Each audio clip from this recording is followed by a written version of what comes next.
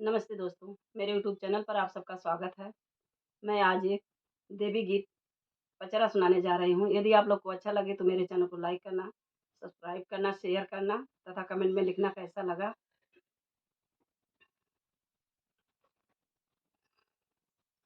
भूखल है नवरातर मैया, आवा तू अगनवा हो भवनवा हमरे ना।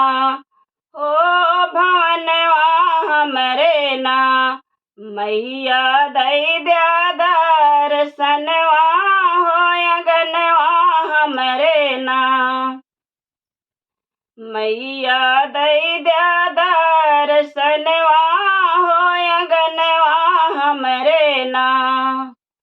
भूखल है नवरातर मैया, आवा तू अगनवा हो भवनवा हमरे ना। हो भवनवा हमरे ना, मैया दई द्या दर्शनवा हो अगनवा हमरे ना। मैया दई द्या दर्शनवा हो अगनवा हमरे ना।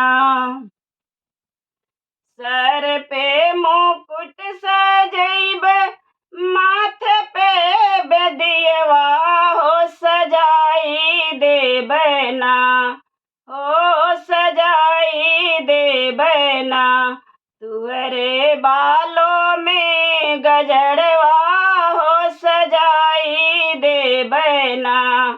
तुहरे बालों में गजरवा हो सजाई देबना।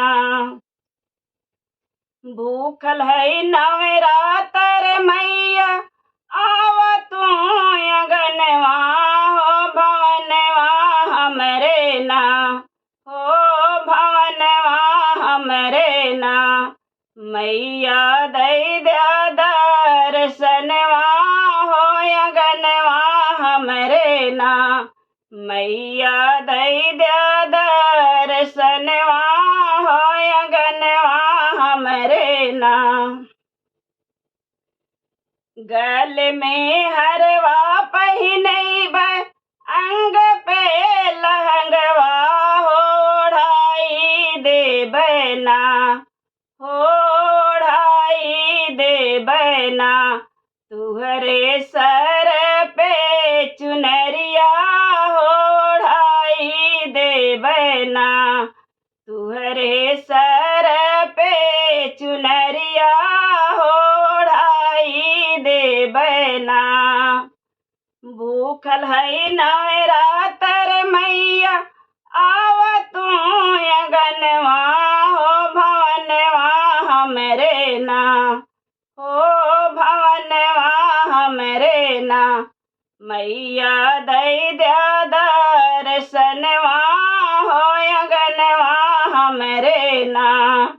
मैया दई द्या दर्शनवा हो अगनवा हमरे ना।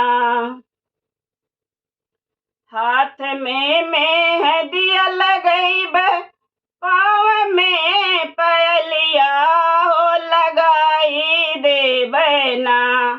हो लगाई देबना, तुहरे पौआ में महावर हो लगाई देबना।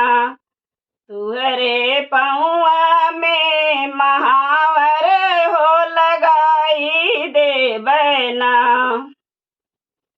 भूखल है नवरातर मैया, आवा तू अगनवा हो भवनवा हमरे ना। हो भवनवा हमरे ना, मैया दई द्या दर्शनवा हो अगनवा हमरे ना।